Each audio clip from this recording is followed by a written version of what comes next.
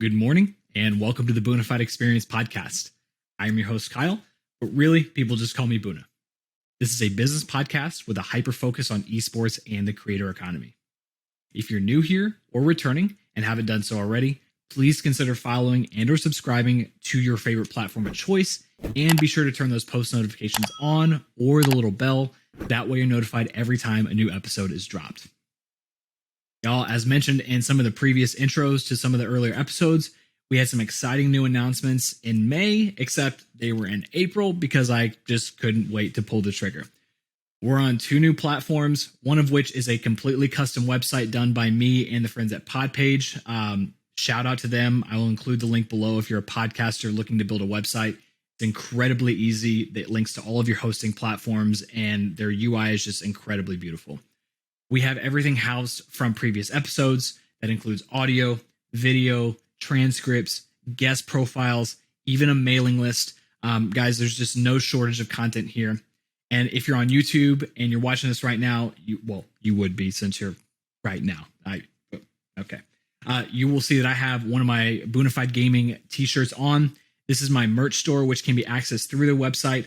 All of the designs on these shirts, mugs, hoodies, leggings, everything in between is done by my designer. He's been with me for the past 3 to 4 years, has done everything from my gaming brand to my podcasting brand to merchandise. He's a flawless designer, and I consider him a great friend of mine. His name is Art by Saint. If you're looking to get any graphics done, I will put his information down below as well. Second piece. That's just one.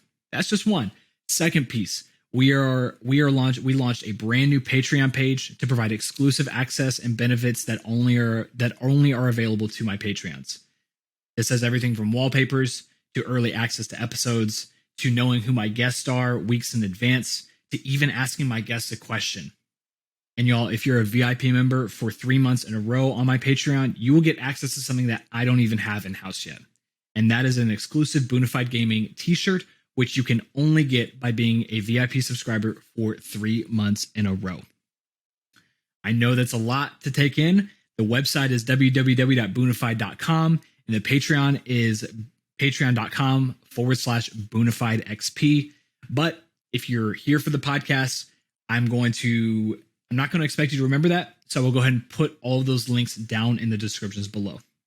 And with that being said, let's go ahead and get started with the show.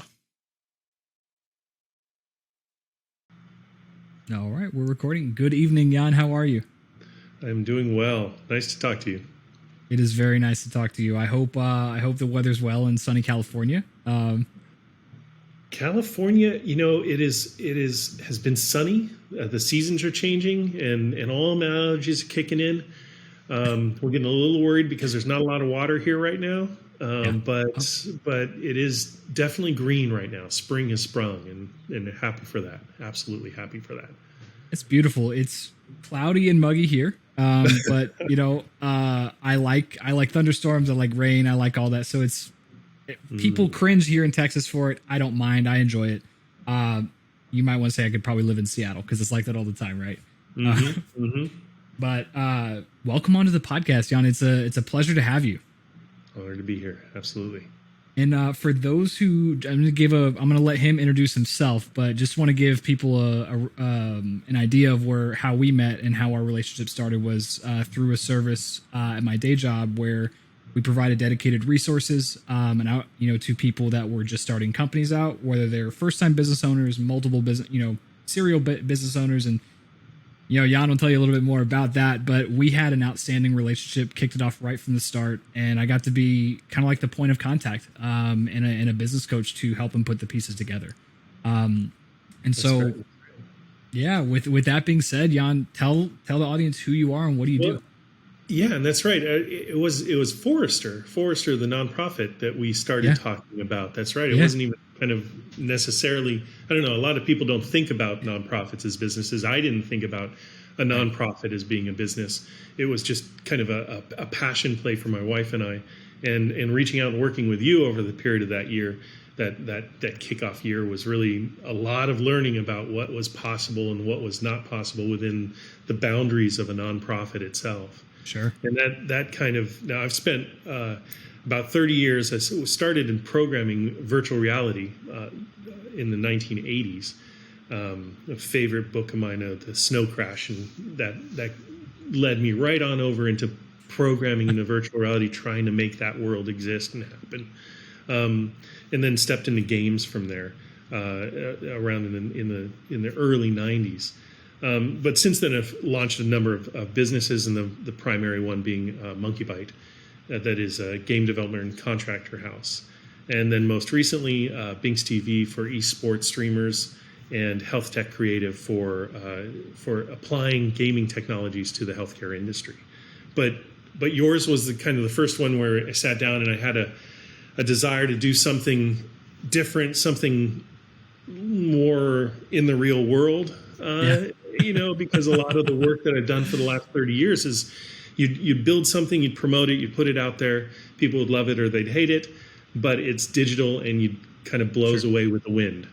And with Forester, it was something that it's all about planting trees and putting green into the ground and regreening the earth. And that was really, really something passionate and fun, and has actually grown quite a bit since we kicked it off. But it was a real interesting learning curve to go from the concept of a incorporated business or a limited partnership, and how that applies and moves into and relates to the nonprofit world. It's a wild and woolly world over there. It really is. And I remember when you told, I remember when you came through and we had our call, and we get pitched all these ideas, like everyone's doing all these crazy things with their businesses, and a lot of it's e-commerce, a lot of it's consulting, a lot of it's this, but you're like, I just want to plant some trees. Yeah, anything that would get me in the ground.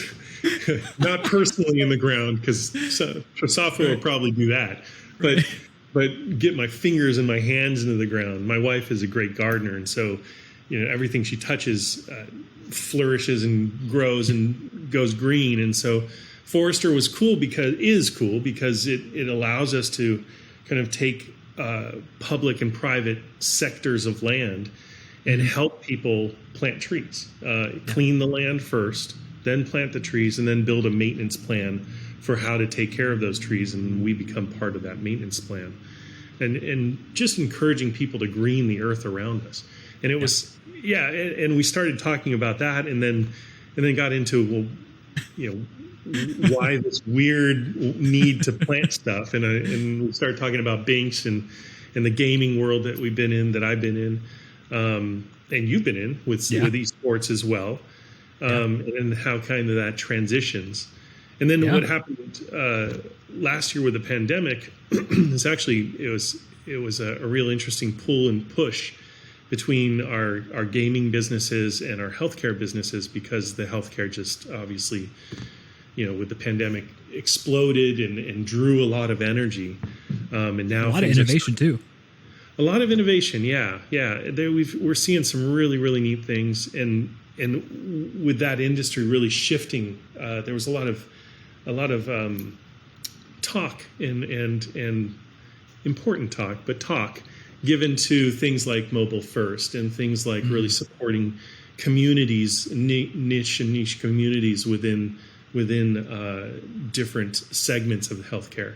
And we really, over the last year, have seen our larger partners, our enterprise partners, come in and really go for broke when it comes to mobile, really go for broke when it comes to niche communities, like we were talking about with drug abuse, or with agoraphobia or sexual issues, or you name it. They're really kind of focusing down in a way that didn't happen before the pandemic. What does go to broke mean? Go to broke? Yeah. Just to educate some of the audience.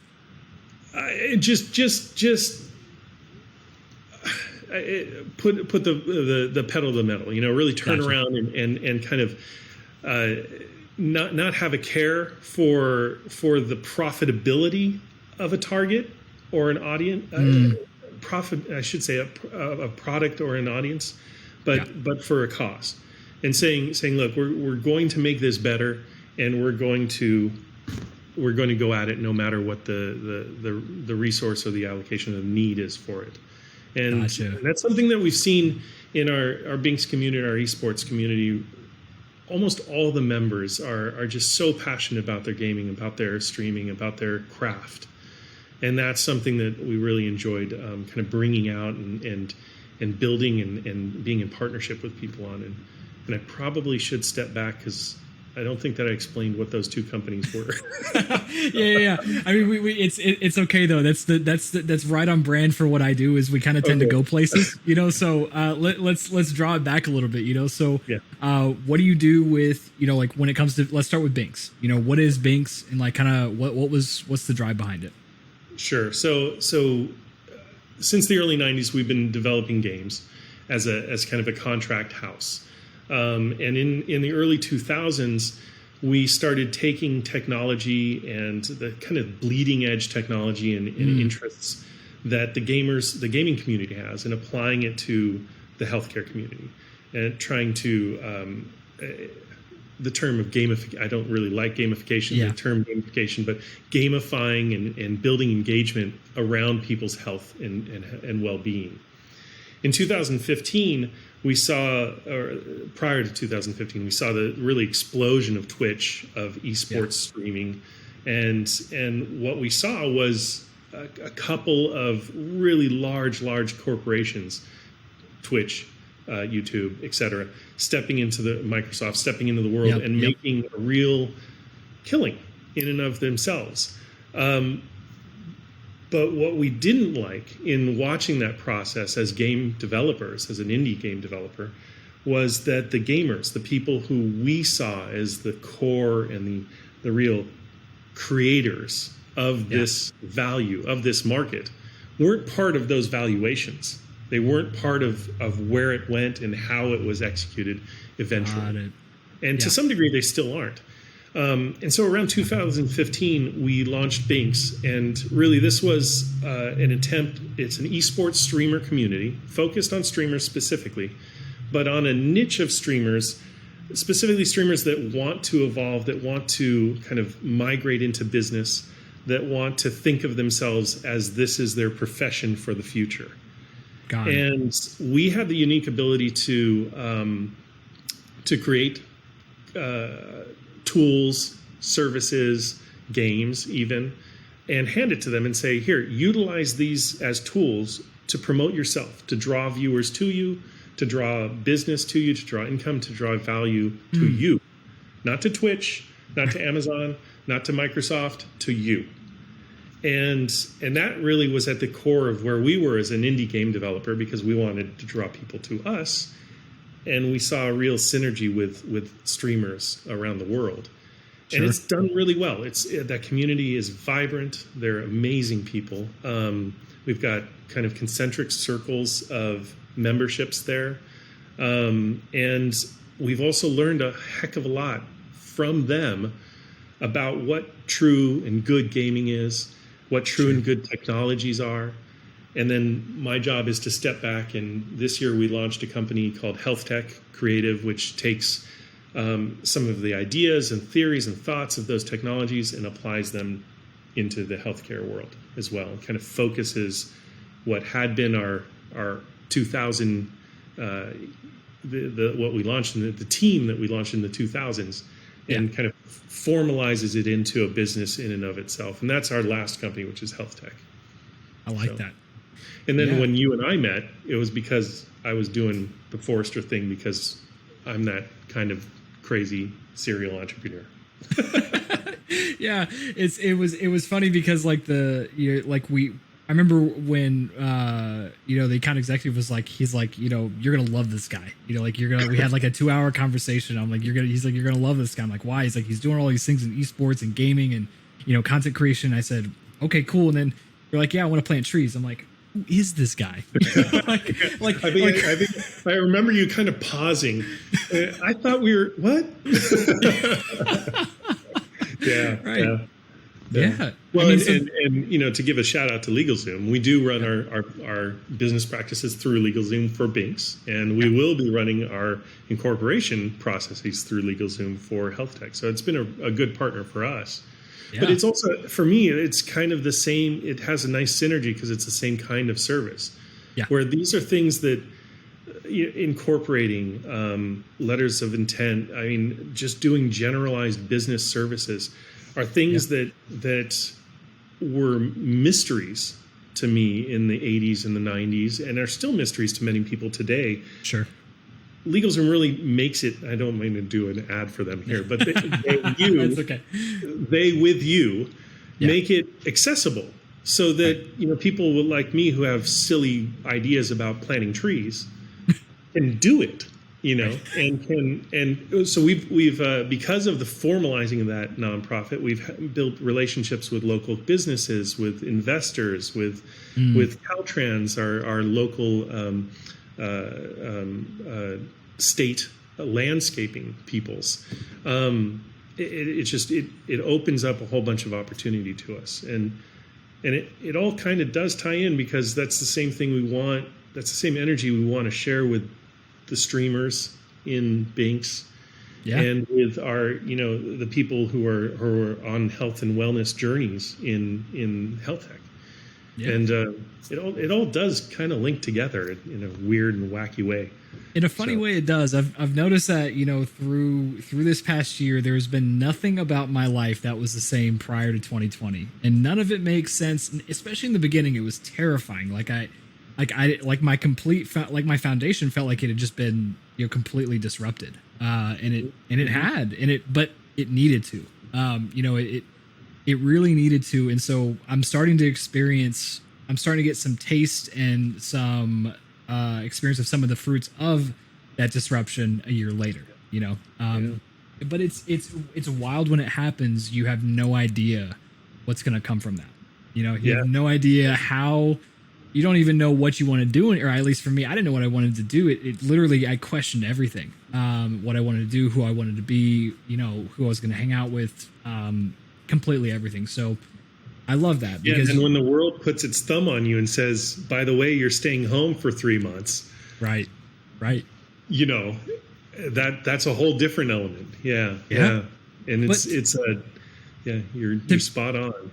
To be honest, though, I feel like during the pandemic, I felt like I thrived, because I was, in a weird way, I didn't feel judged for not going outside to do anything, because no one could do anything, And so I would always feel obligated to go to parties I didn't want to go to, because it was the thing to do, whether it was New Year's or 4th of July or East, just any of these major. I never wanted to go, but I always felt guilty about saying no, so I just went. And it was great to be able to just enjoy New Year's on my own, and just do exactly what I wanted to do. Not to say that there wasn't any challenges or hardships. That comes with the territory, but I felt that I was able to adapt a little easier because, and I feel like the first 28 years of my life, I felt like a fish out of water, because a lot of what I wanted to do wasn't really glamorous. It wasn't really popular. It wasn't really nothing that interested a whole lot of other people. Which is why I love the internet, and it's why I love internet-based businesses, is because you can find a bunch of those weirdos like yourself, that find that common ground. And so I'll tell you, with the change in the way we're doing things and the way technology is advancing, I get more and more excited. I get, and one of those excitements is, I gave 2 shits about crypto 3 to 4 years ago, but now that in this weird storm that I just went through, I found NFTs. I'm like, this is actually a game changer. It is. This is a game changer. And I've never felt that way about cryptocurrency. I just said, well, I see it, but also I don't. It never really had a practical application to me. So I put $200 away in it. I didn't think about it for 4 years, 5 years, whatever the case, whatever year I put, bought Bitcoin. But now I see endless possibilities. Yeah. It's deep, and it's unveiling itself so rapidly and so in such an interesting way that the last time I felt this way about technology kind of affecting our lives, I was a college student in Cal Poly down the way here in San Luis Obispo, and Netscape rolled out. And I just remember looking at the concept of the web and a visualized web, and thinking, this is just going to be this is going to be huge. It's a huge wave. Yeah. But really, it was one at that point that was already crashing. It was already moving forward. It was already doing its things. And I was just sitting there watching it. And I wasn't kind of in a place to be able to partake of it. This wave that's crashing right now, if you want to go all the way down to the blockchain basis of it, to the cryptocurrencies, to the NFTs, to what it's going to mean to healthcare records, to our own individual assets and asset management, finance management. I mean, but asset management is going to be huge. Yeah. It's happening right now, and it's literally been the last few years of just this groundswell of happening, like you said. And I still don't feel like we're at the crest, and the wave is not crashing. We're still learning what all of this is. People like yourself, people that have held it and found an interest in it, or even a recent interest in something like an NFT, are going to be the people who go, I got a great business idea for this. Yeah. And become the next great business, right? Right. That's exciting as hell. I mean, that's crazy. Yeah. And from a technologist point of view, that I kind of have a little bit. I'm not the best. I stopped programming when I saw some of my business partners and their programming talents. They were just too good for me. But I have enough knowledge to be dangerous about it. And it's fascinating. It's absolutely fascinating how the NFTs are rolling, how the different industries are looking at utilizing blockchains and even currencies, and tokenizing our assets, and one of our assets being our health information, certainly. Yeah, I mean, because my moment like that from my generation was when the iPhone came out. It was that was the mobile wave. Yeah, yeah. I remember where I was. I remember what I was watching. I remember watching Steve Jobs pull that out of his like regular Levi jeans that he always wore for such a rich guy. And I remember it. He was such a masterful presenter. He was just one of not many people could have done it like him. But he was just like a phone, an internet browser, and an iPod in your pocket. And I lost it. I remember how tiny that thing was too. Like I don't think I held up. We held up our phones today, and they've gotten somewhat larger. Right. But I remember how tiny that thing was. Right. It was. It was that. That's true. That was another wave that, again, built billion-dollar businesses, multi-million-dollar businesses. Yeah. And we're going to be seeing that again. I mean, we talked a little bit about this. We have within the Binx community, we have a game.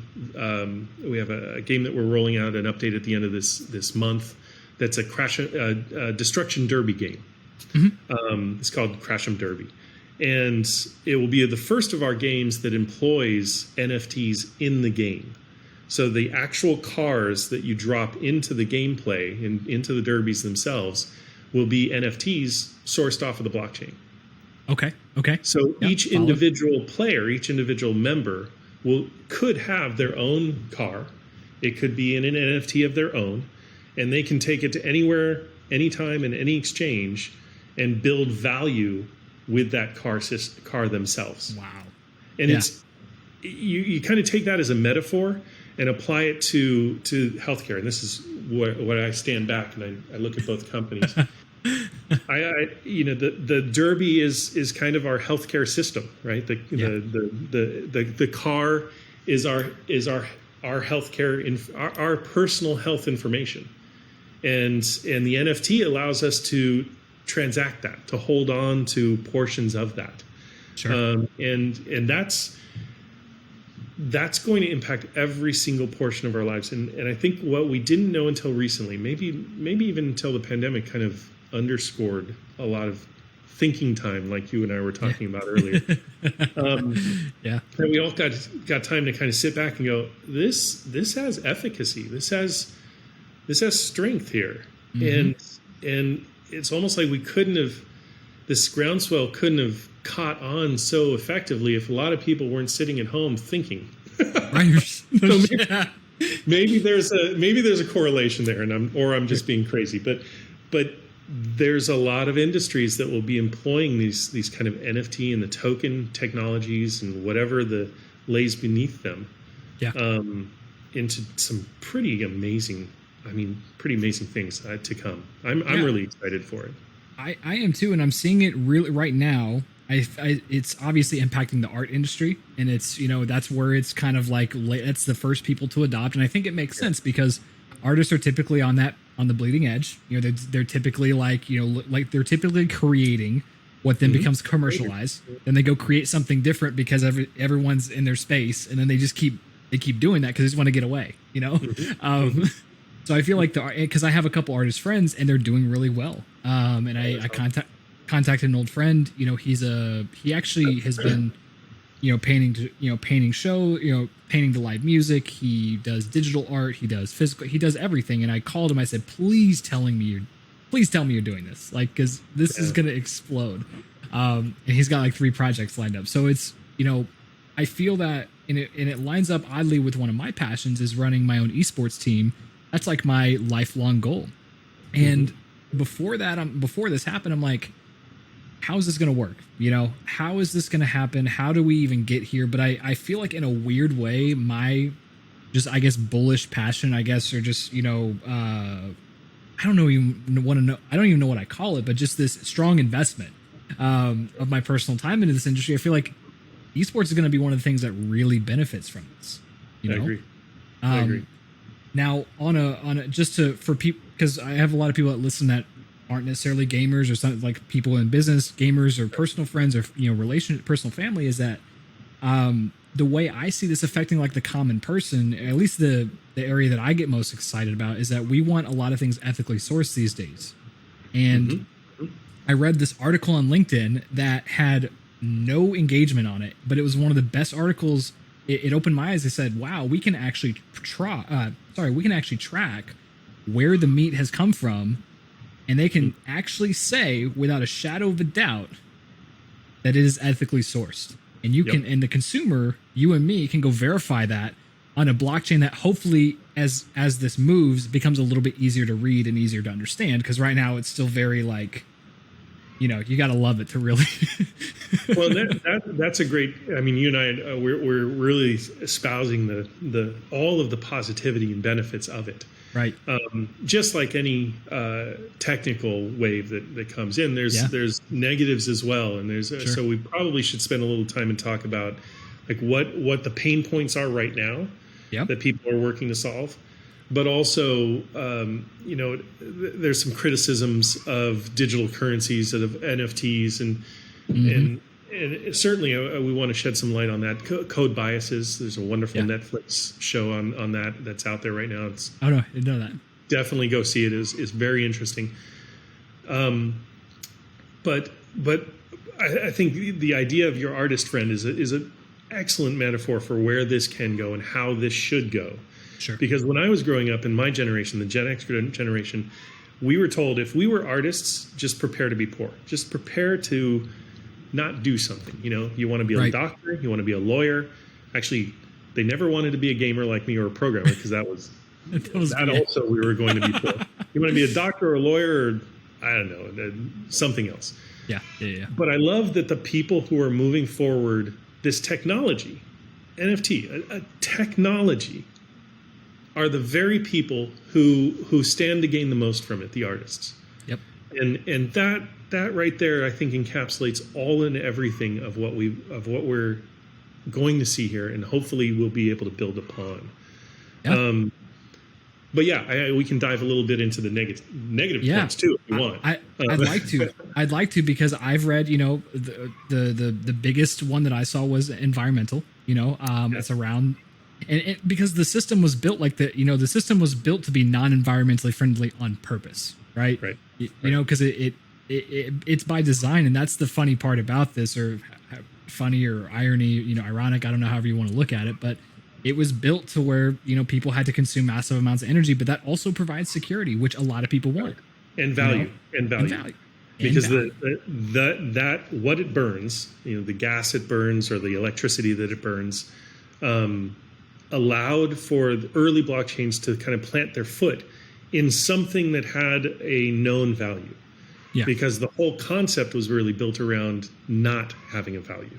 Right. being fluid enough that you, that I, that the next door artist, that anybody could figure out how to use this technology without the technology getting in the way. Right. But the mining of it, the burning of it, that's definitely an issue, and continues to be an issue, because we saw Coinbase go live yesterday. Yep. Or today. Yep. Yesterday. Yep. And its biggest market, its biggest currency, is the Bitcoin. Right. And that, however, unfortunately, is also the biggest burner of those resources, right? Right. And so when our technologists look at these different digital coinages, we look at not only the market value, but we look at the efficiency of the transactions. How efficient can you do this so that it doesn't impact the world? I think we've basically the digital coin community has stepped beyond the need to plant its value in the burning of something, electricity or gas, whatever it might be. Right. And so you look to something like Ethereum, which is the next best spoken about market. Yep. It's a much more efficient transaction medium, and so it burns less calories, I guess. Gas. Gas. Yeah. Let's just call it gas. Yeah. It burns less gas. And then you look at something like XRP for the ripples. Yep. That's even more efficient. And some of the new things that are coming out, like IMOs or Case, they're just getting increasingly more efficient. And so I think that negative point is going to start to wear away as this wave starts to grow. Yeah. The other thing that we find with digital currencies or the NFTs, if we're trying to get people to that NFT core, is the having to work with and work through wallets and exchanges, and simply telling people what those are. Why an exchange? Why a wallet? Yes, you do need to remember your password. It's not going to come undone for you otherwise. That's right. That's right. You will lose a lot of money if you don't do this the right way. Right. Those kind of pain points still exist. And as we in the gaming side are rolling out and utilizing games and the feedback from our streamer community, this really technically savvy community, we're looking for those pain points. Where are those pain points that they see that they don't get? Because if they don't get it, the vast majority of the world won't get it. Right. Right. And yet there's some people, there's good people working on each and every one of those pain points. In wallets, you've got MetaMask, who's doing fantastic work over there in kind of making that easier for people. That's what I used to purchase my first NFT ever, and it's simple. It's like a 2-click thing, and it makes sense. Mm-hmm. It's a great. We're going to be actually kicking off with 3 different wallets and taking feedback. Personally, I like MetaMask as well because it's got a visual component to it. It stepped me through it. It didn't freak me out. Well, it did one time when it lost a little bit of my money, and then I just didn't know where it went, and I lost my mind a little bit. But that's the kind of stuff that we kind of have to get used to as we're learning this and walking it through. Because us as technologists, we're looking at the down to the chain level. Yeah. Gamers and streamers are looking to how this impacts the game, how this impacts their art. And how they utilize it to build value through NFTs, through their brand, through both together. Right, right. And together, we're going to be the ones who introduce this to the general public. And hopefully, when some of these pain points are taken care of, so that our moms and dads and sisters and children don't lose their Bitcoin. Right. Yeah. What's funny is I listen to Gary Vee. Gary Vee is one of my favorite people to listen to.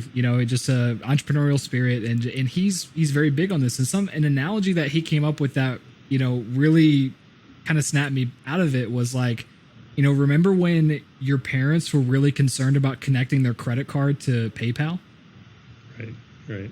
Now, and he's like, now y'all are all freaking out about connecting your wallet to MetaMask. Yep. He's like, it's just history repeats itself, Yep. And I'd love to get your take, because this is an argument that, not necessarily an argument, but just a point that you lived kind of through this at an older age than I did. But like when the internet boomed, was there very similar, like, were the pain points then very similar to the pain points now? Yes. Yeah. Absolutely. Absolutely. I'm trying to think of a one-to-one correlation. I can't off the top of my head, but yeah, I do remember. I have one. All right. My partners and I we were in Cal Poly, San Luis Obispo, California, and we saw the web break, the Netscape kind of come out, and then IE straight on behind that. We launched a company called Time Graphics. It was our three initials in graphics. It had this crazy fracking idea to sell stuff on the web, and we thought it was cool. You put up a picture of my lamp and let's try and sell it. And it totally crashed. It totally, like, nobody was interested. No business anywhere was interested in it. Right? We went to all the local merchants around our college school to try and get them to, sell pizzas through us or right. put things online with us, and nobody dug it. Additionally, no bank would allow us to take money. So none of the local banks would allow us to connect the web to their banking system. Very similar. Yep. Okay. Yep. It was a year before a small company called Authorize.net launched, okay. and we were trying to write our own what are called gateways to get people to, like, give us some money. Yeah. PayPal hadn't really hit its stride. I think it was being kind of rolled out and thought about, but it hadn't hit its stride. But it's similar in what you're talking about with connecting your credit card. Yeah. If the companies aren't there, if they're not bought in or understanding what you're doing, not only are they not going to help you, they're going to work against you because they're scared of it. And that's very similar to what we're seeing in the cryptocurrency world right now, the blockchain world. If you step back from that, is JP, like, who cares what JP Morgan says about this, right? Right. But JP Morgan came out 3 years ago and said Bitcoin is horrendous. I hate it. It's horrible. And then came out like 6 weeks ago and was like, we invested $1 billion in Bitcoin and now we've got a credit card with it. I saw that. Yeah. It's there's a lot of things that happened back then that are just recurring with a different mask on, definitely. And that can also be kind of the last point that I see, the last pitfall that I see with what we're talking about with this, with currencies and NFTs and the blockchain itself, is that code bias we talked about a little earlier. Mm-hmm. Is that a lot of that code and that basis is written and created by people who look like us. And we are not the majority of the world. Right. And so, there's a lot of value in that. I wanted that show, that Code Bias show on Netflix is a worthy watch. I had another friend of mine who watched it and gained a completely different perspective on it that he shared. He was just crestfallen. He's like, no matter how hard I work, no matter how hard I move forward and I grow as a human being, technology is, now I've got technology to compete with. Technology is going to stamp on my freedoms, going to stamp on my hard-won rights or whatever it might be. Yeah. And that's what he took away from it. And it was a very legitimate and interesting kind of perspective. I actually left that documentary and felt like scales had been, had fallen off my eyes. Like, this is how we can do it better, right? Gotcha. Now that we see this, now that we know this, and we can grow, we can expand our view of what is right, as what is wrong, of who is creating the technology, and really welcome those people in. People of color, women, younger people, yourself. It doesn't have to be an old dude kind of revolution. Right. And believe it or not, that wasn't really kind of course, we felt that way. Yeah. Yeah. But it wasn't in our DNA. It wasn't like, oh man, we should be doing this. And that's something with blockchain and with these new technologies. And as this wave grows, it's really, really important that we look at it as an inclusive technology. Yeah. As much as, and that's something I didn't see in the rolling out of the first wave of web, in the rolling out of the first wave, Gotcha. even to some degree of the rolling out of, like you said, the mobile technologies. Yeah. You know, there wasn't a consideration of it. It wasn't even a thought. The thought, and I don't think it was. I think it was. What's they call it? It wasn't implicit. Yeah. It was. Yeah. We as programmers tend to think of the straightest line between A and B. Right. And then we put our heads down and we kind of go. And every once in a while we need someone like like you to smack us in the head and just say, look up, look at the world. Yeah. And the technology is great, but apply it. Right. Apply it right. Do it better. Yeah. And for everybody. For everybody. Yeah. And for me, these kinds of movements, these kinds of changes of perspective are critical, because I think we definitely get into our own rut. Yeah, and I think that's what you were talking about earlier with the pandemic, kind of allowing you to step out of that and just think. For real, and just think a little bit differently, like because one thing I enjoy about, and I love that, because even the generation before me, I have a lot of love and a lot of respect for the generation before me, because they are incredibly intelligent. I know more 16-year-old entrepreneurs than I have in my entire life before this generation. Mm-hmm. I was not thinking entrepreneurially at 16 years old. I was partying. I was, this is all before I got sober. So I was getting high. I was getting drunk. I was like, I didn't want to go to school, but I didn't know what path I was supposed to go down. And these kids are running. I had a client that was making six figures at 17 years old, off of roadblocks, and right. I thought that was just the cool. I'm like, this is real, and these young kids, not only are they intelligent, but they're loud. And not only are they loud, but they have tools to elevate and turn up that noise even higher. And so, like social media and these platforms, and I think that younger generation probably has always been loud, but there's never been a way to fully express it to where it makes a dent in the other generation's feeling, in the other generation's way of thinking. That's a great perspective. Yeah. I know when I was growing up, we were still very much of you're going to have this one career and you're going to do it. Yeah. And as I spoke about earlier, it's not going to be art. It's going to be a lawyer or a doctor, right? Yeah. I spent the better part of my last 30 years trying to explain to my family what a gaming developer even is, Right. But you're right. The human capacity, the mind capacity is fantastical. I mean, it is capable of doing so much. But as I was coming up, it was, you had one job, and then the horror, as we kind of stepped to your generation, the horror was wait, we're not going to be able to give you the comfort of knowing that you're going to have one job for life. Right. Whereas you guys were like, we didn't want that anyways. So we're cool, but I mean, it was horrific for us. Yeah. But then you're right. You look at the youngers. I've got a 16-year-old daughter, and she's entrepreneurial in spirit, and doing things online.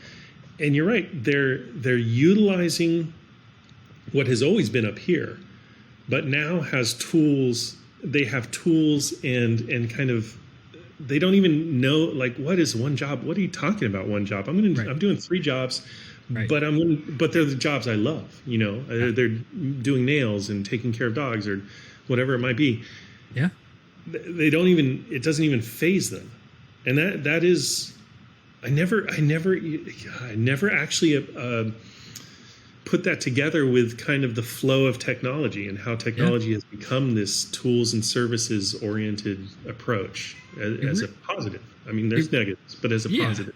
Yeah. And I mean, because I'll tell you, like, my mom, she just retired. She got a full pension, and she's living out, like, she's living life. I mean, she's got a lake home. She and my dad's about to retire as well. He's, the same age. But I look at that and I just say, if I do what I love, and maybe, I have some more years to do that, but I just can't imagine myself retiring.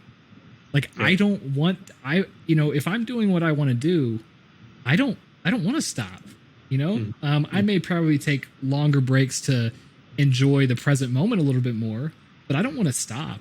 It's just not, I've always been a worker. I've always been a doer. I've always been, that's been one of my things. And so I can't ever see that. And so I just wonder, by the time I'm 50, 60, 70 years old, what's the technology going to be like for life expectancy then? Will you be able to work till you're 80, 85, 90, even 100 years old by the time I get to that point? I'm sure. I'm sure. And I think what we're seeing, what we're speaking about is the kind of swap of, instead of living to work, it's working to live. Yeah. And that's, we used to say that my mother is in her mid 70s. She'll kill me for that. She's 26 forever, but now she's in her late 70s. It's her 50th anniversary. Right. Yeah. For the 50th time of 29. Yes. Yeah.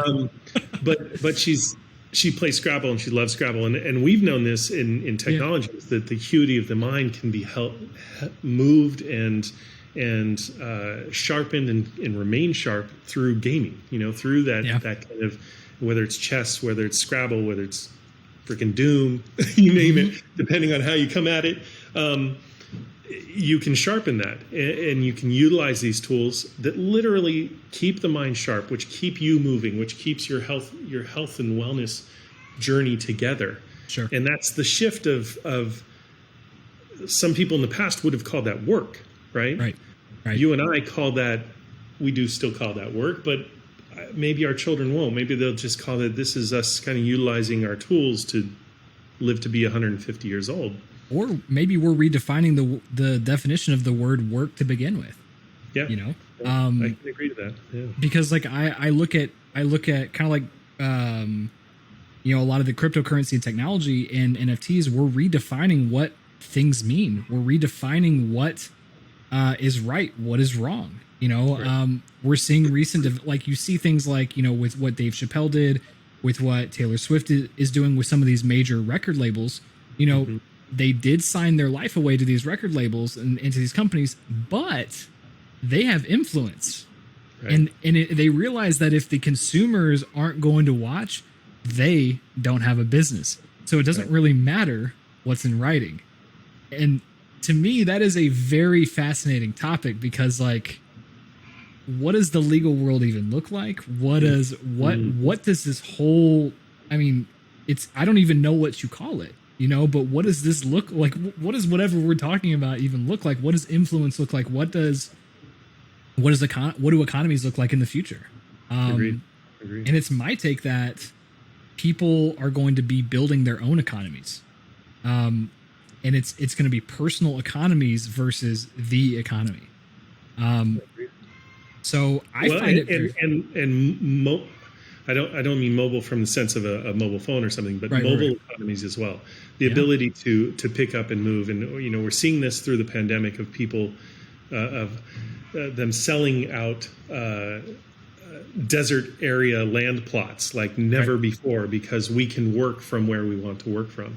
So I totally agree. There is this kind of move toward. There is this move towards the nation of one. Or the assets of one, the assets of shared and chosen communities, as opposed to counties, cities, nationalities, even.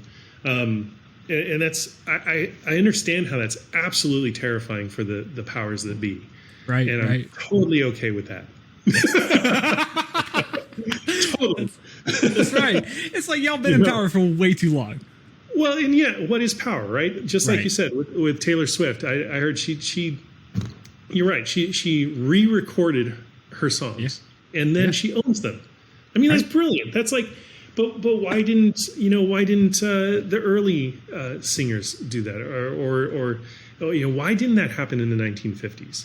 That I think is an interesting thing to look at as well. Is what was the mindset that felt like you could sell of yourself? these aspects, and what shifted to now. As a technologist, I'd say technology. Right.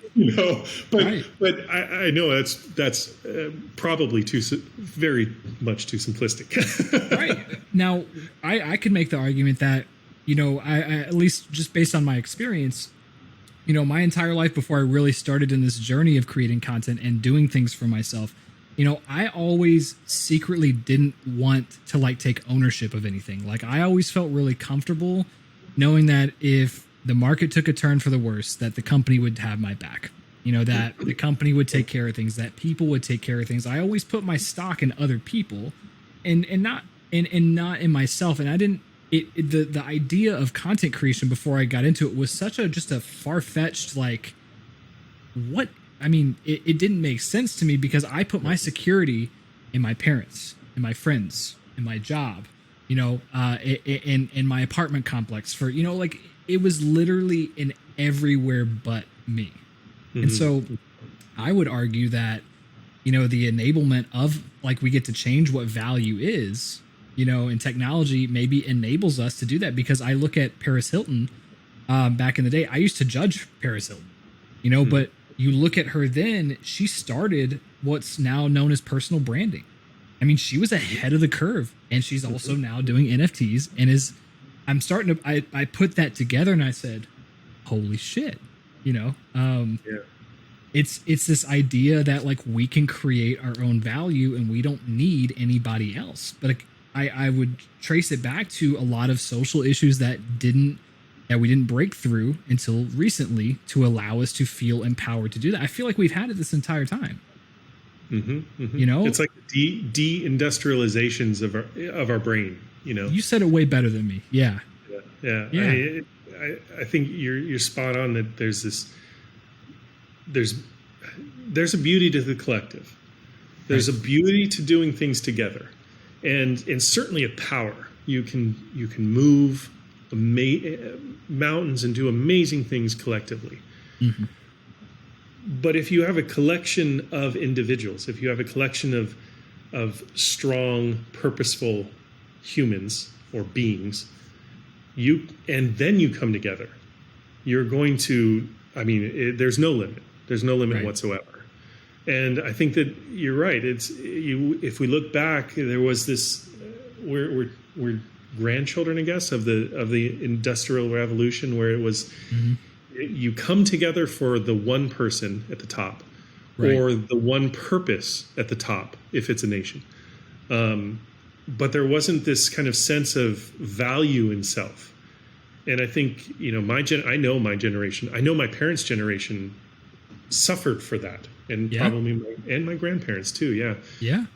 Everyone but these ones. At their lives, and just, they wouldn't see it as suffering, but in perspective, this is coming out, and if I draw that line down to my 16-year-old child, holy crap.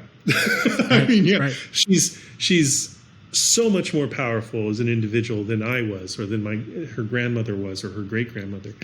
Right. That's beautiful. It's almost spiritual. It's kind of an exciting thing to be right here and right now and right of this moment, watching this all happen. And I don't doubt that there'll be another technological wave that comes in the next 20 years that you and I'll probably be sitting down virtually, on Mars. I love that. One of us will be on Mars. I don't know who, but one of us. And we'll get deeper and deeper into this. But the one that we have right now, I think, is beautiful, because it is really putting the power of value, the power of motivation into the hands of the creator. And by the creator, I mean the artist, or the streamer, or the business person. Pat myself on the back a little bit.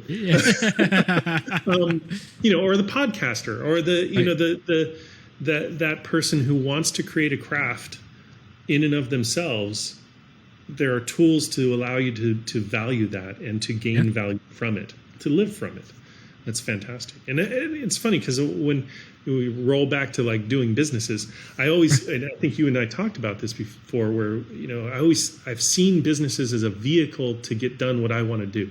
Sure. Or what my partners and I want to do. I love that. Or what our investors, although we don't have investors, but generally investors want to do. And this technology, the NFT, the blockchaining, these are new vehicles. These are new approaches to do these things without even having to incorporate yourself or to worry about legal terms. I know I'm taking a shot at our friends right now, but that's okay. I think in the future they should get into legal NFTs would be very, very interesting. The legal space around this is probably the biggest challenge to face, but it's also the most fascinating because while we're jumbling around all these definitions, how does the law even come into? Yeah, it's wild. Oh, I think I had, it wasn't my thought. Saw a meme or a video on it somewhere where they were saying, there was the information age and the companies of Google's and so on's that made billions off it. There was the social age that made billions off of it. And then now we're seeing from their perspective, from the more legal perspective, they're seeing a boom in the utilization of blockchains and NFTs and cryptocurrencies in asset management. And not necessarily just finance management, but asset management. And they're saying that's going to be, multiple times what these others are, because it gets right down to the things that we as humans, I think, intrinsically think of as ours, right?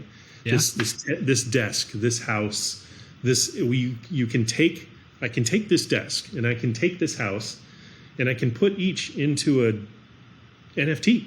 Yeah. And the same NFT. Yeah. I want to. Exactly. It's non-fungible, and it's really, really quite intense. It is. And I'll tell you, thought about it until this talk. I hadn't even thought about it from the perspective of like, you're expanding my view for the day. Spiritual technology. Go ahead. It really is, and I feel like this is the tech. I can't. Sometimes I just sit back and I reflect, and I'm like, I'm living in this time. I couldn't imagine living in another time. Like the thought of me growing up, with if I just copied and pasted who I was back in the 60s, back in the 50s, I couldn't. It literally makes me sick to my stomach. It makes me sick to my stomach because I get to see all this, and I feel like, in my own way, I've suffered long enough with technology that hadn't caught up to my interest.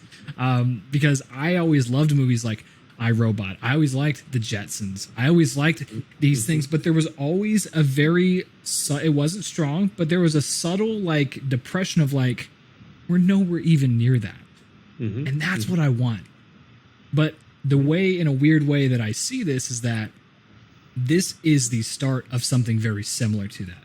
I may not see it in my lifetime, but to me, this is like that one step that allows us to get closer to these like digital realities and like Decentraland and virtual reality and like, what is this stuff even, Ready Player, like hopefully it doesn't get to a Ready Player One where the whole world has gone to shit, but that kind of that framework is really neat. Yeah, no, go back one more book, like a little further to Snow Crash. You got to try, if you haven't read Snow Crash, Neil Stephenson, you got to read Snow Crash. I will. It's not so dystopian, but it still is technically cool. Okay. There's a dystopia to it, but it's not like, burnt landscape. Right. And I was talking with a friend recently, and he was talking about Musk and his things and what he's moving forward. Fascinating guy. Yeah. Fascinating, but if you want to understand the path that he's taking, the path that he's walking, read Red Mars, Green Mars, Blue Mars, or get it on audiobooks. It's on. I'm listening to it on audiobooks right now. And again, I read it in the 80s, but again, it's word for word. I mean, it's like somebody. It's like he's following the path of this booklet to get us out into this other place. And I can't, he's doing fantastic. He is. Go with it. Yeah. So, but I think that kind of harkens back to what you're talking about, if you were to take yourself out and put yourself a couple of decades back, 10 years back, would we have thought that we're 2 or 3 years away from going up into another planetary? I wouldn't. Insane. Yeah, it's insane. I actually, if you haven't listened to his recent podcast with Joe Rogan, that's really the only time I listen to Joe Rogan. Nothing against him. I just like when I get to see Elon Musk chat for 3 hours uninterrupted. That's a great time. I will sit down. I'll listen to that through and through in one sitting. But wanted to get your thoughts on, like we've been talking about NFTs. We've kind of been touching on the gaming world. You obviously like to disrupt, the medical industry as well. How do you see NFTs playing into like the medical industry? Like what value do you see that being like, yeah. What are your thoughts on that? Well, and I touched a little bit about it earlier. I mean, we're talking about using NFTs, using blockchain and currencies to kind of draw back value and assets to the individual, right? And I got to say, it's very, very early days when it's in relation to healthcare. But I think that because of the pandemic, just like our vaccines, these considerations have been sped up. Yeah. And so if you think about one of your assets being your personal information, what the NFT allows you to do and the wallets allow you to do and how they kind of tie together a little bit, and I think will more and more in the future, is they allow you to encapsulate your information into a digital form that has that tracked background. It can't be lost. It can't be. Right. It can't be copied. It's yours and it's yours alone. But then you have through the use of wallets and exchanges and possibly healthcare exchanges in the future. Literally, I think they are called exchanges. You're able to let loose just snippets of this information. And in the healthcare industry, what we do is we try as best we can not to have too much information all in one place for customer security. And so the NFT solves just an amazing amount of problems for that, because you hold on to that information. It's in it's in something is secure, and we can ask you for one data point, maybe 2 data points, but we wouldn't ask them together, and we'd always ask permission for it, and kind of at some point tell you why, right? Yeah. And then in a best case scenario, the world as I see it, we'd give that back to you. We'd forget it. We'd become know-nothing companies.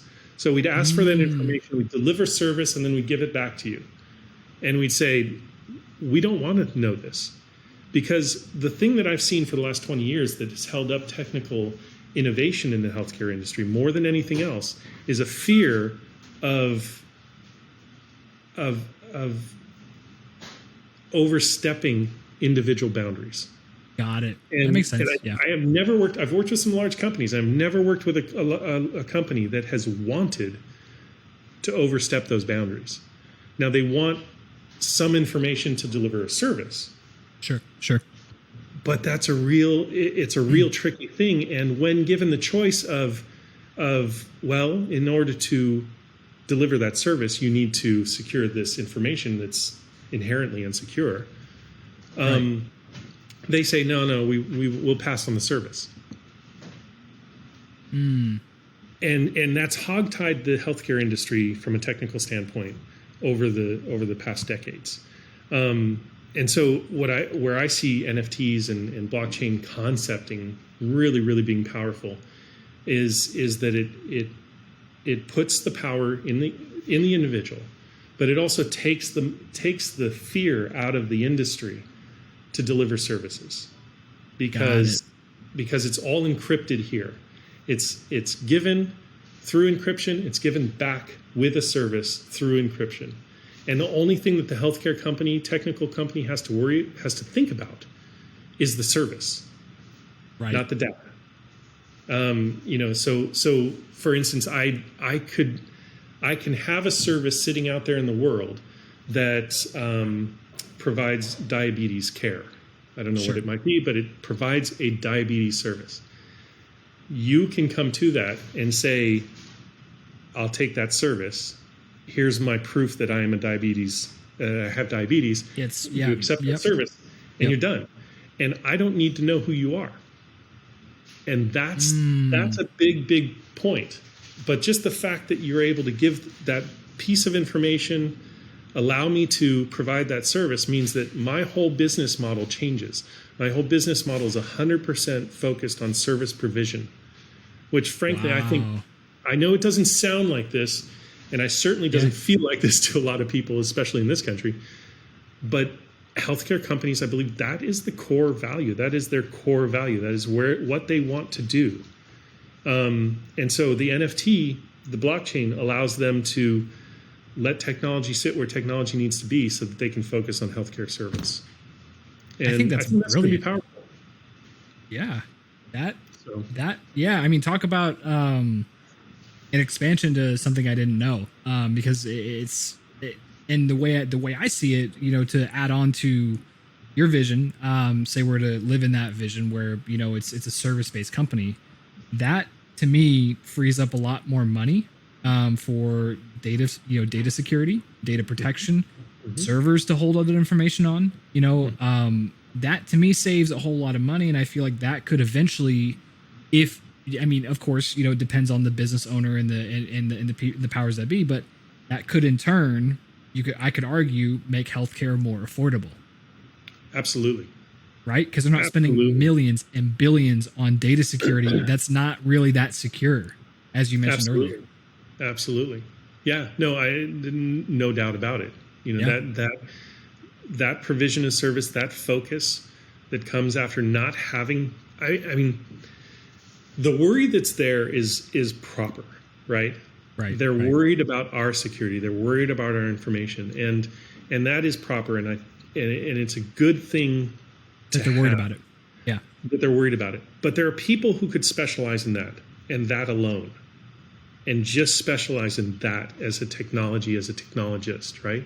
And free the psychiatrist, free the clinician, free the healthcare provider, from having to worry about it.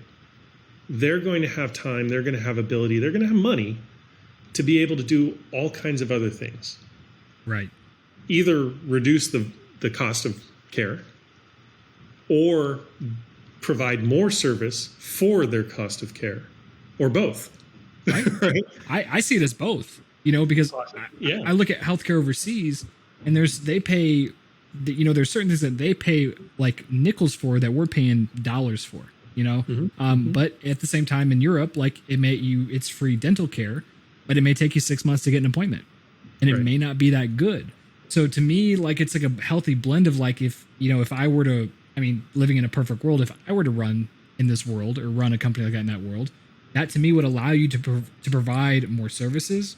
That means more money to your doctors, to your specialists, and also reduce the cost to the end user, which is who we're serving anyway. Absolutely. Like, it's simply, if you take no other benefit, but for there's no need to, file paperwork. Yeah. Look for paperwork. It's there. It's in the user's pocket. On our phone, we walk in with our complete medical record. There's no. You're not going to find that I have a problem with some vaccine that it's all right here.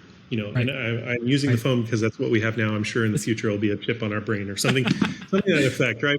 But the concept of it is that we internalize, that we take back that ownership, and it's always been our desire, and I feel it's also always been the healthcare industry's desire for us to have that ownership. Yeah. But it's a we're in those middle stages. Yeah. Those early days. I think so too. And this is something, we'll start to like wrap things up, but there's one more topic, and it may go for another, however long it goes, because I find it very fascinating.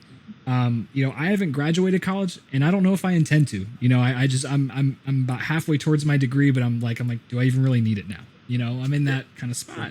But one of the most useful classes that I had was from that college course that you have to take. It's mandatory. It's like take better notes in college, or like get more productive, or like make sure like that class that no one ever needs but you're required to take.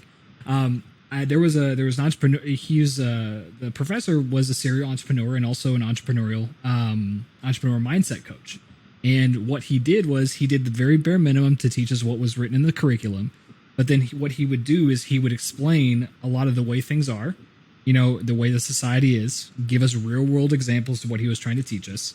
And he would basically just teach us how to become, like what business is and what it could be in the future. And to my point is one thing he mentioned, and I'm starting to see it, is technology is going to grow so fast, and it's going to replace a lot of, we'll call them bullshit jobs that don't really need to be jobs. And they're going to force people to do a lot more research, have a lot more intellect. And you're going to see this divide of people who are doing really well and they have so much comfort they don't know what to do with it, to people who are barely living. And there's going to be a disappearance of the middle class. Now, it may not happen tomorrow, but that's kind of the way I see this going. And I kind of, based on our conversation, I would like to know your thoughts on that. Like, what do you see? Do you agree with that? Do you disagree with that? Why? So yes, I think you're spot on. Technology has outstripped the educational system. It hasn't outstripped the need to be educated. So there's delineation there, and what I feel, if we look at a professor or a teacher or an educator, kind of like we've been talking about an artist or a streamer, right? Mm-hmm. They'll be able to take back the value and the ownership of of their knowledge and how they share that with individuals. For me, what I believe has been outstripped is not the value of getting an education or taking the time to have an education. It is the structures of education that we see today. And the pandemic's a beautiful exemplar of that, right?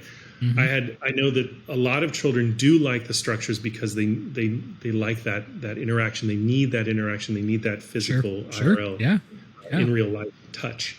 But I've also seen a lot of students, my youngest daughter included, that have blossomed with at-home learning, that have shortened the time that she's in high school. She's going to graduate early because she took extra courses and spent time doing it through a computer, right? Gotcha. Yeah, so in essence, the structure of the high school was stripped away and she blossomed.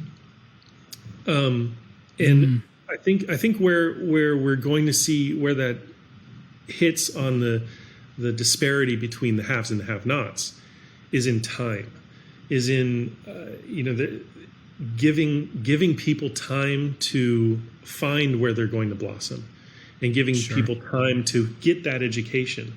The nice thing about the structure of education, UCs, the high schools, the grade schools, is that it forces those who need to learn that way to be in a structured environment where they spend time focusing on their education and nothing else. Right. For those like my daughter and yourself, many others who will take that time themselves, the structure doesn't need to be there. And so I think over the next couple of decades, we're going to see more and more people accept the value of getting an education outside of the structure of a school. But the problem is you have to have time to do that. And you have to have, I guess time is really it. You have to have time to do it. You have to have time to focus on it.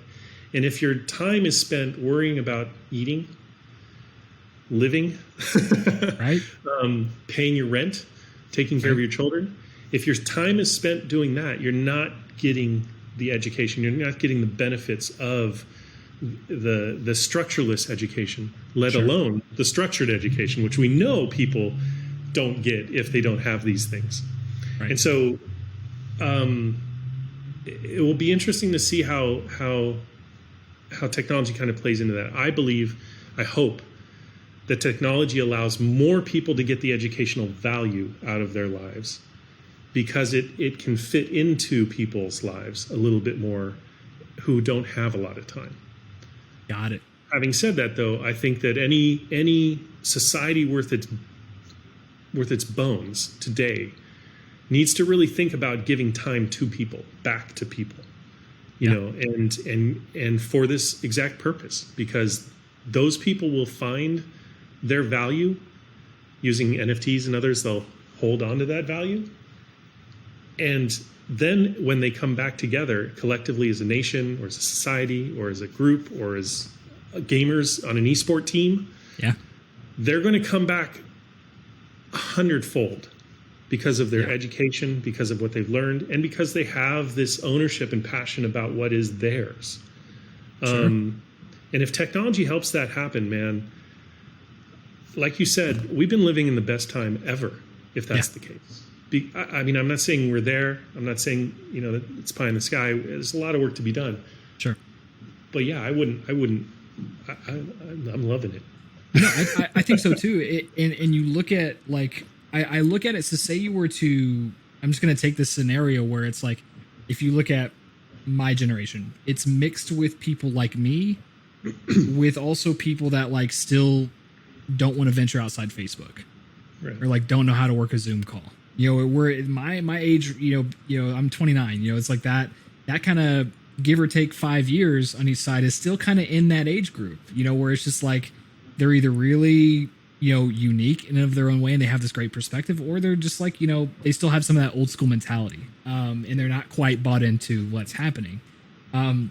If I look at, you take my society, my generation, and copy and paste that 20 years later, you would have chaos, because there's a bunch of people who still just want the comfort of a 9-to-5 job. There's people that still want to be told what to do. I mean, not like in a bad way, but you know what I mean? Like there's people that crave that structure, and that need that. But if you look at generation 1 and 2 behind me, or before, whatever the term for younger is, we're seeing a surge in entrepreneurs. So would it really matter? Yeah. Is this going to be, you know, that generation of doers? And that loops back to the code bias discussion I had with a friend who's, you know, of different mind, to the discussion we had, talked a little bit about what are barriers to NFTs and barriers to technologies. Sure. I almost feel like our generation, your generation, and my generation, yours more so, because mine is just like lifting its head up, but you guys are aware, right? You guys are here and aware. Is to figure out how to message these technologies in such a way that those of different perspectives and those of older generations can handle it and can understand what the youngsters are doing. Yeah. You know, we've seen a couple of waves of technology. We've seen how this rolls. You know, hopefully we're learning from our experiences, and I think it's upon us to kind of point to the correlations between the two and show where they can meet and where they can support each other. Because you're right. This kind of discussion would blow my parents' minds. My grandparents would have had a coronary by now. Right. And my daughter, you know, she just doesn't get, we don't get it. Right. And that's cool. That's fantastic. But I think that us in kind of the coming of age of technology, our roles is to connect those two together, is to explain to this why that does it and explain to them why they do that. I had that exact thought, and I've felt that I get the blessing of still learning how to of growing up playing with dirt. You know, like I rode a skateboard. You know, we hung out at the jungle gym. You know, we did these like physical activities where technology was scrape the knee. Yeah. It was there, but it wasn't. I mean, we didn't depend on it. You know, it was like a luxury, and it was a nice to have, and we didn't depend on it in any way, shape, or form, and unless it was a landline, so we could, you know, call and dial 1 if we were to dial out of state. Just the wildest thing. But you know, but also you combine that with, you know, I get the perspective of understanding, you know, what the difference between dial-up and high speed actually means. You know, that perspective is unique to my generation, because we suffered just long enough, you know, to really understand how massive this How far actually we go. is. Yeah. Now my designer, he lives in Europe, and we can have a video call. We can discuss projects. He can share his screen, and we can accept payment like that. Well, there we go, like that.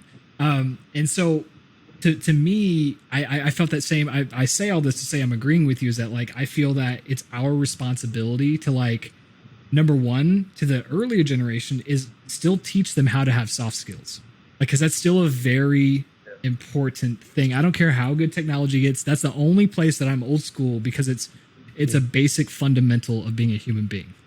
Absolutely. And I don't care how good technology gets, even if we live in the metaverse, people are still going to want to like talk with good people, and you're still going to need to know how to do business deals and transactions and just be an overall good person in general. And a good portion of that will always be in the real world. It's not going to be technology. I've also got a child, an older daughter that's in university right now, and hurting a lot because she can't be there. Because as we strip away as we were talking about technology, kind of stripping away elements of education, one of the real beauties of the structured educational system that we have is that physical debate, that physical interaction, that those relationships that you build and that you bring together in those spaces that we don't necessarily have in the digital world. I mean, I think we're trying to recreate some of these things. We're doing it right here. We've seen it with Zoom. We've seen it with these different technologies, but there's really nothing like that tangible experience. And again, we need to make sure that as many people as possible have the choices and the time to be able to see what works best for them in that educational experience. I like that. I like that because I think we're just scratching the surface on that fit education into your own time with YouTube. I mean, with the way YouTube prioritizes monetization, it's to put out valuable content, right? I mean, now some people put out valuable, some people it's whatever. But like I was having a conversation with someone else, like can't even remember who it was. It was actually a client of mine. He was like, if it wasn't for YouTube, I wouldn't have known how to do this. And so we're starting to see that like the people who are really take YouTube seriously and the people who have cemented themselves as a trusted name for the long term, you're starting to see like pockets of like, I can go listen to Gary for 20 hours a day, because he's on 18 different platforms, and I can go listen to Harris Heller for this. I can go listen, I can go listen to MKBHD for anything tech related because he's a trusted source and he does the work to educate the people. And so I feel that we're just like, YouTube is like the very scratch of the surface, but we're starting to see that because I've learned more off of podcasts and YouTube videos than I have in my entire education system. Like, I'll be honest with you. Like, I have learned more in such a short period of time because it's on my time, like you said. And I've gotten to learn it on my terms, learn exactly what I want to learn, when I want to learn it, and not have 5% of the lecture be the only thing I care about. And have this other hour where it just goes through one ear and out the other, So, anyway, it's to me, it's like a societal systems need to be put in place to value that. To say the time you've spent learning what you've learned is as valuable as the person who goes to Harvard and sits in a classroom and learns maybe the exact same thing on their own. I mean, in that structure. Yeah. And I don't know the pathway to that. Right. But I do know that my daughters, in that age, that younger group, they don't even care about the valuation. They're going to do it. Right. And so it's up to us to figure out how we reward that monetarily, in value, in love, whatever it might be, in just respect. What does it take? What's the pathway to valuing the way that you've learned versus the way the Harvard student or the Yale student has learned? And in such a way that it gives it equity amongst the two. Because we're seeing this with companies where you look at a job posting and it says, a bachelor's or equivalent experience.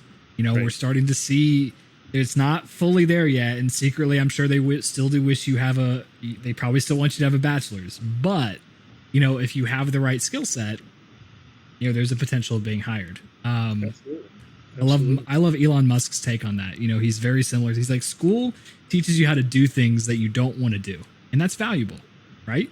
Mm-hmm. I didn't want to go to school. I went to school, but I didn't learn anything from school. I did things that I didn't want to do, and that's helped him in his business, right? So I find it's just a fascinating topic because we start to understand, okay, how do employers, how do business owners, how do people track that time? How do people know that And that's where my disconnect is, like, without the degree, without the valuation, what is the valuation? How do we even track that? Because employers are taking a risk and they're spending a lot of money, especially up front with hiring people. They need to know that they have a quality person, Well, yeah. I see another NFT value. Right. That's my mind was going through that. Like, I'm like, imagine. I see where you're going. I see where you're going. Yeah. Imagine if you could track. I get my data point from a school, or I get my data point from a YouTube video. It's still a data point. It's still something I've learned. It's still time and it's irrelevant where I've learned it. It's a skill. Right. Yeah. We're on something here, man. We're on to something. Start a business. I'm tired. I'm going to go plant a tree. That's right, man.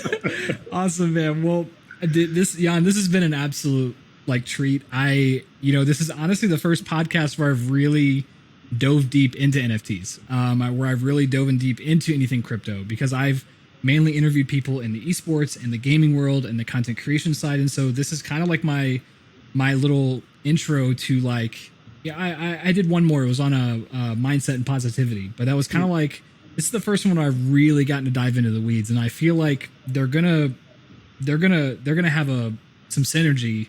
I don't see it yet, but I feel it. So this has been a treat. For me too. I'd love to come back in a year and see if any of our perspectives have changed. I mean, for real. It's not often I get to feel like a little baby, but when talking about blockchain or NFTs or digital currencies, I'm an infant in comparison to some of the minds that are out there. Sure. But it is fantastic and very interesting to kind of watch as it gains a swell. I'd love to do this again. Absolutely, man. So, Jan, is there for the audience that's listening, is there any place that they should go to learn more about you, about your businesses? Like, where do you want to direct people? Go to Binx. Check out Binx. Binx.TV. That is a wonderful community of streamers, a wonderful community of gamers. The whole concept of the community is that it's gamers and streamers helping each other be better. And I don't take any real ownership in that, because the members of that community have done that and do that on a daily basis. And I've watched them. I've stood back and watched them create support groups, create teams, create great games, create great products. And it's just a really positive place to be. And in social media and in gaming, sometimes that's hard to find positive places to be. And so, if you want to find anything that kind of exemplifies my partners, the people that I work with, our team, and our community, Binx.TV is really the place for it. I like it, man. I like it. Well, Jan, again, it's been an absolute treat. I'll go ahead and put that link in the description below for any of y'all who do want to go there. But I guess till next time, man. Absolutely. It's been great. Have a good one. Yeah. Have a good one, brother.